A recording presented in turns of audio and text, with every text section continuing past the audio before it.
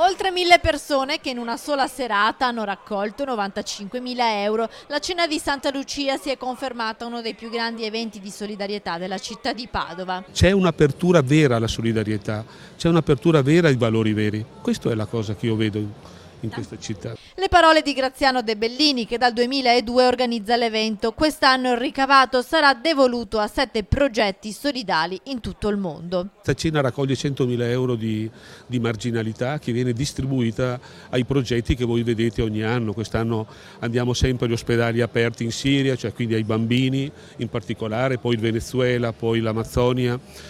Ma questi progetti sono solo la punta dell'iceberg. La realtà è che qui dentro c'è della gente che in questa serata è come una punta dell'iceberg, è gente che fa del bene secondo me tutto l'anno. Seduti ai tavoli nella grande sala allestita nel padiglione 11 all'interno della fiera, le istituzioni cittadine, sindaco, prefetto, il rettore dell'università, molti politici e il gotha degli industriali e della sanità, ma anche tante realtà che operano nel volontariato e che ogni giorno si impegnano per aiutare il prossimo, come i medici del QAM. Pensare che il Natale, anche nelle sue forme più amichevoli, di festa, eccetera, diventi carità nei confronti del più, mi sembra che sia davvero molto bello, il significato profondo anche di ritrovarci, di un far festa, che vuol dire ricordare anche le persone che stanno peggio di noi, meno fortunate, vicine e lontane. Protagonisti i volontari, tutti giovanissimi, che hanno allestito e preparato la cena. Un esempio di impegno verso il sociale celebrato nella giornata in cui Padova ha ricevuto ufficialmente il simbolo della capitale del volontariato dalla città polacca Košice, che sancisce così il passaggio di consegne in vista del 2020. Una cosa molto importante,